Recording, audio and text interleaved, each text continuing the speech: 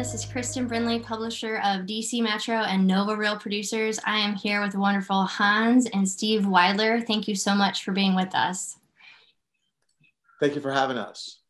Absolutely. Yeah, absolutely. This is Franklin. That's Franklin? Yeah.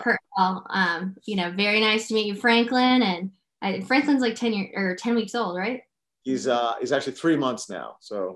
Oh, 3 months. Okay. This is very indicative of these two. They're very funny, and they're both on the covers of DC and Nova Real Producers. Hans and DC Metro, and Steve and Nova Real Producers in December. And check out their stories if you haven't yet. And they have over $2 billion in career sales and $243 million this past year in sales. So definitely cover story worthy in any city in the United States. And mentions in, actually, Steve, wasn't it Arlington, like 8 years running, Arlington Magazine? Right. We were voted best of Arlington real estate agent 8 years in a row. Beautiful. And best in Bethesda too, right, Hans? Yeah, we've been just a couple months ago, we were voted best agent and best team in Bethesda, which is the first time the same group has held both recognitions, which we feel so just grateful for. Our clients and friends have been very supportive, so we're excited about that. Well, it's beautiful, and y'all have been brothers since 1968 and in the industry together since 2003, right? That's right. Yeah. So, I mean, you guys are super smart gentlemen with great backgrounds. Why real estate? Tell us that story. Like, how did this happen? Well, I actually got into real estate first in my mid-30s, and I tell everyone I had my first midlife crisis. But I was in media. I was at the group at a business school that launched WashingtonPost.com. It was the go-go 90s. It was early 93 and then 93. Was at the Post for 3 years, left and worked on 3 internet startups in the late 90s. And none of them worked. And I was in a world where, sort of trying to catch a wave, and I was sort of the surfer paddling and not catching the wave. And the last startup was in 1999 when the whole internet bubble crashed. And the jobs I was at that point qualified to do were going to take me outside of Washington. And I've always loved Washington. And so I really sat at, sort of that midlife. My son was just born. My last startup was in Atlanta. So I was traveling all the time. I was like, shoot, what do I want to do? I want to live in DC. I want to be with my family. I don't want to travel like that. What can I do and still be an entrepreneur, which was always sort of a guiding, thing for me. And I got into real estate originally as a developer. And I was looking for investment properties and sort of that journey when I talked to a lot of real estate agents, and some were lovely folks, but didn't really add a ton of value to what I was trying to do. And a couple of them were excellent. But it's sort of that experience. I said, I actually think I would enjoy being a broker more than a developer. And it sort of brought a bunch of things together. I love helping people, and I love sort of the consultative approach, and I'm a natural connector. So I really thought I could do it and really sort of add a sort of professional level of service and experience and thought to the process. And it worked out great. I had a phenomenal first year. Steven joined me a year later, and we started our team and we've been off to the races ever since. Beautiful. And so you always and Steve, do you want to add? Do you want to add to that? Did he use all my time? No, feel free if you'd like to. I at the time, I'll admit, when Hans told me he was getting a real estate license and was going to be a real estate agent, I thought he was crazy. People with his pedigree at the time were not coming into this industry. And it took me a full year, but after a lot of thought and conversations with agents, brokers, and frankly future potential clients of mine, I decided that Hans had some insights, and there was a real business to be had in this industry. So for similar reasons, I was actually a practicing attorney at the time. I was at in-house counsel at AOL. I decided to have a career shift, and in 2003 I left, or 2002 I left the law and started selling houses in 2003. So it's been great. We really, like Hans said, we really felt that there was an opportunity as agents to really make an impact in people's lives in a fundamental way and really bring value. And we really enjoy the consultative approach, and we really, we're always trying to raise the bar and how people perceive real estate agents, because I think Hans agrees, we passionately believe that the potential for an agent to help people is huge. Now, is that potential always realized? Probably not, but we really think that, an agent with the right tools and the right background and frankly, the right systems and frankly, and that care can really move the needle for people. Well, and I find it interesting, like both of you are super humble about this, and I've been in person with you guys several times, and I mean, Hans, you never say Harvard and Yale, and you never say Vanderbilt Law, and but those pedigrees are what you were talking about, you were alluding to, and very smart people and raising the bar on professionalism. We appreciate that here in the DMV. And so what about like the journey itself? Because I feel like, you all have such a rich history journey, like owning a brokerage and everything that you've done. Tell us about the business. Like how did that evolve in that way? Like tell us, 2003 to now, like what happened to create all of this? You guys are very successful. At a high level, I mean, Steve and I were sort of the first wave of, and sort of the professionalization of the industry. There were very, very talented and smart people before us, but we really were sort of the first wave of folks that were coming into this, looking at this more as how to establish a business that generates, sustainable recurring revenue over a long period of time, and how do you build the infrastructure to support that lifestyle, so you're not working. The business is 24/7, and it's hard. People think this is easy, and it's not. It's very competitive, and it can be exhausting. So just to add to that, I like to say that Hans and I were the first wave of people who got into the business because of the internet. Not everyone else in it had to adapt, but we really saw with the internet a real shift in the value of agents from being the information providers to the information consultants. Like how do you process all this information? And that's what attracted Hans and me to the business. I mean, we were the first ones. I mean, it sounds so ludicrous today, but like, no one was doing like, email newsletters, 20 years ago when we started this. Like that was one of the things that we sort of were doing that no one else was doing. I mean, it was crazy, the level of, if you look back and what people were doing then to market a home it's laughable. We're always trying to, we try to lead with curiosity. Like we're always trying to be better. We always joke, like we go to the conferences, we go to the sort of compare notes with our, colleagues across the country, and always looking for better solutions.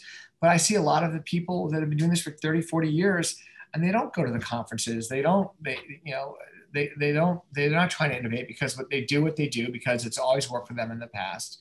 And we like change. We like the sort of intellectual challenge of it and how to make it better. Well, and yours was called Cutting Edge for your title of your story. And I think that is a good descriptor of what you guys have done technology-wise through your careers and your side hustles and things now that you guys do.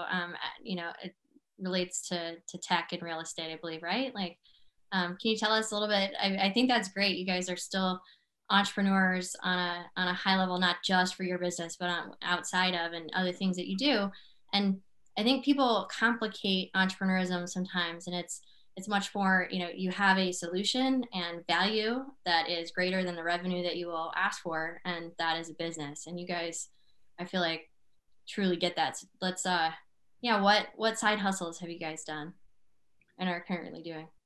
So, I think one of the things that Hans and I did, uh, probably more, strategically than most at the time, and I think we still try to be super competitive on that front, is we broke down what it means to be an agent. We really try to break down the business of being an agent.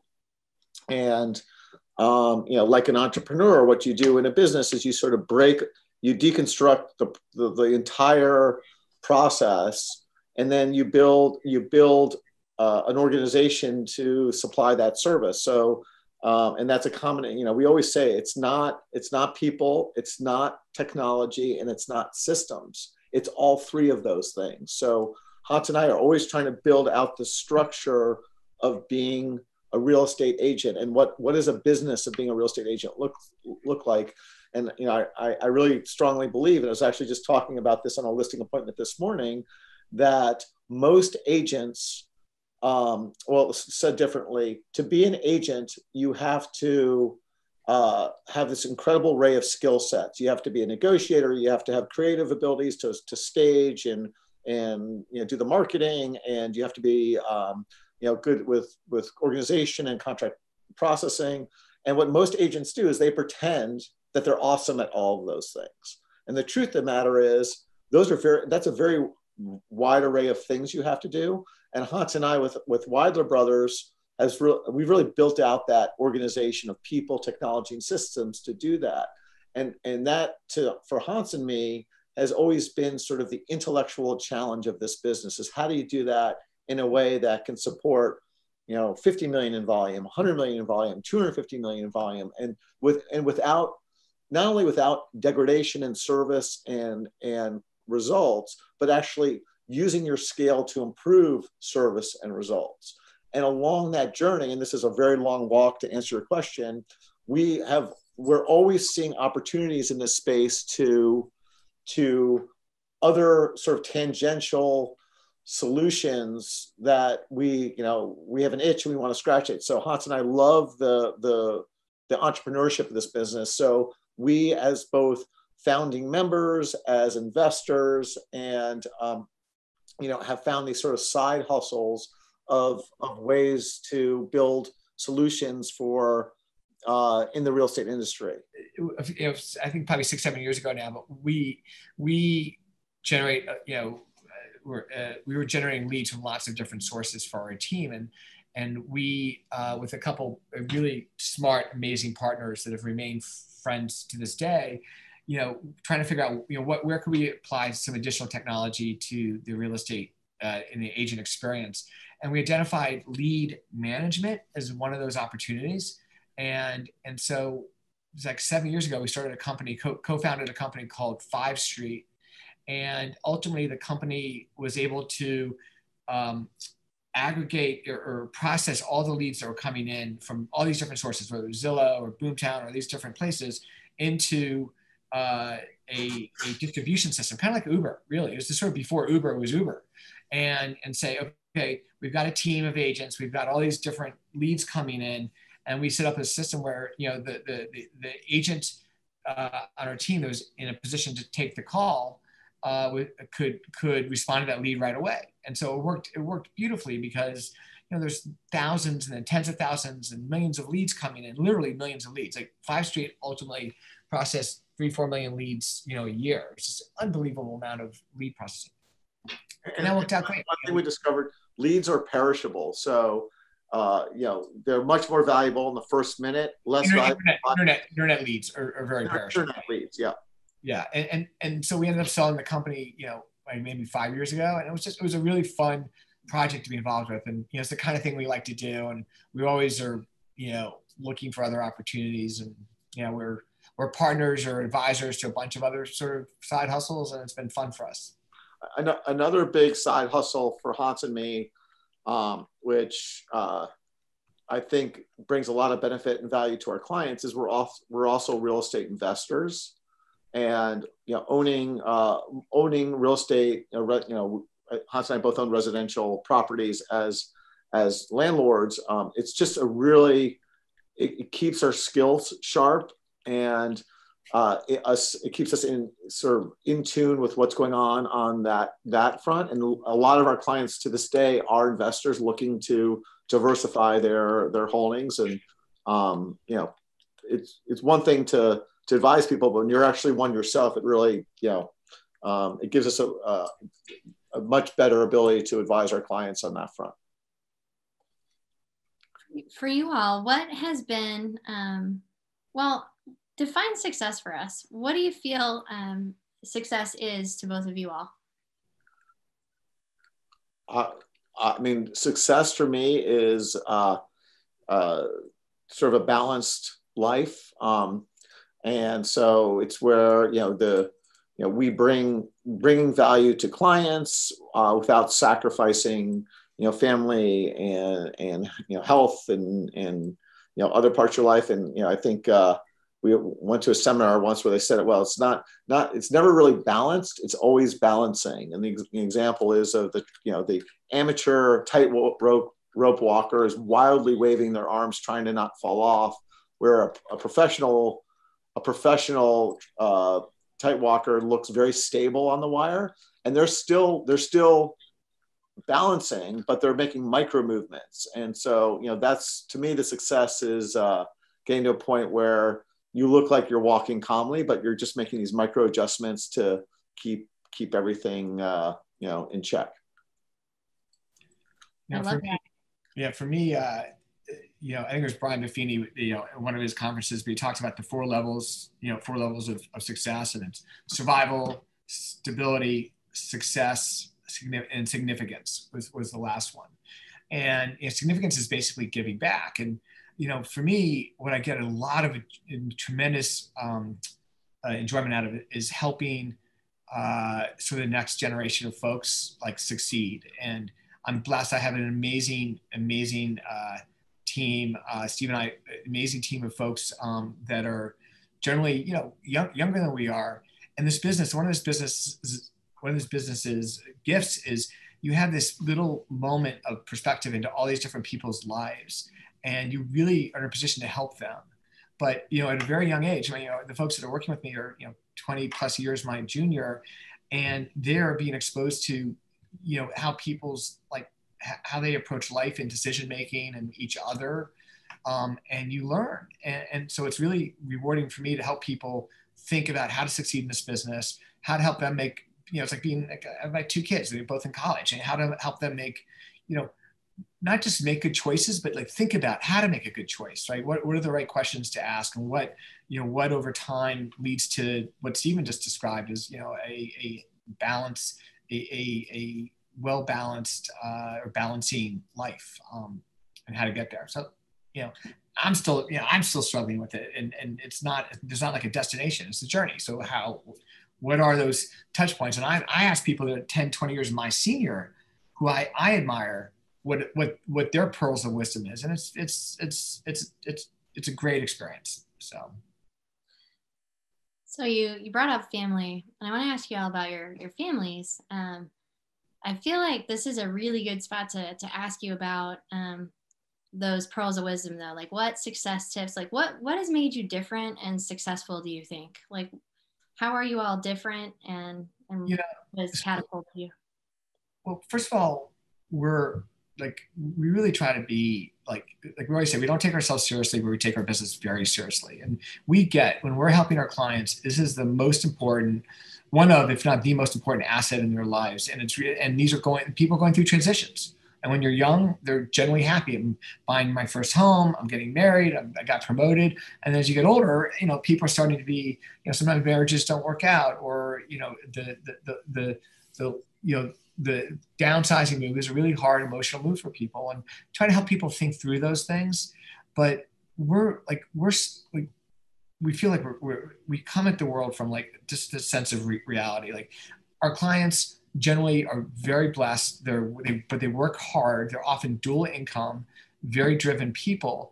And we compete at very high levels with other brands and other agents. And if you look at their marketing, it's so aspirational. You see people dressed to the nines, touching like a beautiful vista over a thing with not a thing out of a place, or they're getting off a private plane or jumping off a yacht and just create this stuff, which like, that's not real life. Like our real life is like last night I had a client that's looking at a very valuable home.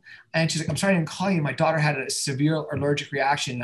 He was up all night in the emergency room. Like, that's real life. Like, we get it. Steve and I have been there. We're like, the gray hair is earned. And, you know, how do you connect with that person to help them? It's like, you know, we've been there. Like, don't worry, we've got this, versus, oh, the yacht is waiting for you. And, you know, your captain is calling. I mean, it's just, that's not really what we're trying to be, if that makes sense. It's like real people trying to help, like real people with real, you know, the real, you know, not trying to hide life's challenges, if that makes sense. Steve, do you, what sets you apart, makes you different, do you feel? So, I would say, you know, one of the things that really been key to my success was, you know, well, let me start off. One of my hesitations about becoming a real estate agent was the word sales. Like the word sales was not attractive to me. In fact, it was, I didn't want to be a salesperson. I had a law degree. I was a practicing attorney. I viewed sales as sort of a bad thing. And the way I sort of convinced myself to get into the business was, well, I'll let the other agents be salespeople. I'll be a consultant. And it was, you know, 2 or 3 years into the business, I finally accepted the fact that I had been kidding myself. Of course I was a salesperson. It was just how I carried myself. And it was from that moment, we were actually at a conference in San Francisco where I had that epiphany with other real estate agents there. And it was from that moment that I decided to become a student of the sales process. And I voraciously read, I attended seminars, I went to sales management training, and I really love it. It's really, you know, sales is the foundation of almost every business. And even, you know, everyone is selling something, and most people don't even realize it. And, you know, you have to find a way of doing sales that is authentic. And I think Hans and I are really successful at this business because we are authentically who we are. You know, we do, like Hans said, we do recognize that we deal with very serious subject matter, but we have fun with it. And we have enough confidence in ourselves to sort of show the human side of the business. And we don't always, you know, we don't have to wear the Rolex watch and be driving the Bentley and, you know, be wearing the tuxedo in our marketing. We really try to be who we are as people. And, you know, one of like my biggest observation about sales is, you know, if you can tell your authentic story in a way that shows the client that you really care and that you're going to take care of them, that's the magic, right? And Hans and I really, like, our stories from our, you know, educational background to our professional careers to real estate is all about, like, how did we get here? We got here because we want to make a difference in your life. And we have the chops to do it. We have the marketing engine to do it. We have the you know, the networking power to do it. We have the systems to do it. We have the technology to do it. We have the brokerage to do it. And we believe it because, you know, we think it's true. And that's, you know, when we go to a listing appointment and we're up against some of the top, you know, other agents in our communities, we often win because, you know, of that. And we're just really good at sales. I was going to say, one of the things, Steve, is, you know, it's really interesting is coming out of the legal background, Stephen recognized that lawyers don't know how to promote their businesses. Like, you know, they're like, oh, we're a practice. So Stephen's actually given several seminars to professional firms over the years, helping them think differently about how they build their businesses. You know, and it's really interesting coming full circle. So. It is really interesting coming full circle. And what conference was that you were at in San Francisco? It was I don't think they do them anymore. It was called Star Power. Yeah. Howard Brinton's, yeah. Yeah, it was fascinating. It was just sort of like, was really great. Agents, from different markets sharing best practices and a whole host of different subject matters, from technology to marketing to systems, you name it. Yeah, I mean, just a quick shout out to Patrick Lilly in New York, but he's one of Howard Brinton's disciples and has sort of revived the idea of that in his own conference called Rev, and it's been great. So we've gone to those for many years, and great group of people. So if we were to ask you, like, what should other reel producers absolutely do that you have done? I have a feeling maybe Rev would be part of that too, but what else from what you've done, what should other reel producers absolutely do? So I think just get out of your zone a little bit and talk to and meet with folks in other markets. It's a much more candid exchange sometimes because you're not direct competitors, and that's always been great. It's been a wonderful resource for us. Beautiful. Tell us about your family. Like, I loved your articles. I'd love to hear a little bit more about your families and hobbies and things y'all do as a family, things like that. So I'm a divorced dad, two awesome teenage girls, and they're both in high school. They are super precocious and keep me on my toes. And as you've seen, I am also a proud owner of a Bernedoodle puppy. And I'm very blessed. I have great family, and everyone's got their health, and we survived a crazy year like everyone else, and we're just ready for things to return to whatever the new normal is going to be. Yeah, on my side, Jen and I have been married I think it's her 25th year this year. Two children, both in college. One's graduating in May, and it's been quite a year, but we feel very blessed. But to take it up a generation, Steve and I were both of our parents were self-employed, and so real estate in some ways is a very natural for us in that both of our parents work from home, and our mom was in sales. Our mom built a very, very successful business that she's still at 80 years old, still works at every day, selling flower pots of all things, like factory at the factory level, like factory reps. And her heyday, she was probably selling $9-10 million worth of flower pots a year to major garden centers and big box stores and all that. So that's a lot of flower pots. Yeah, it's a lot of flower pots, and so a lot of what we've learned, frankly, is from just watching our parents growing up. So we always, our mom was always like, so she loves the shop talk, like how'd it go today, and so it's always fun to have that conversation.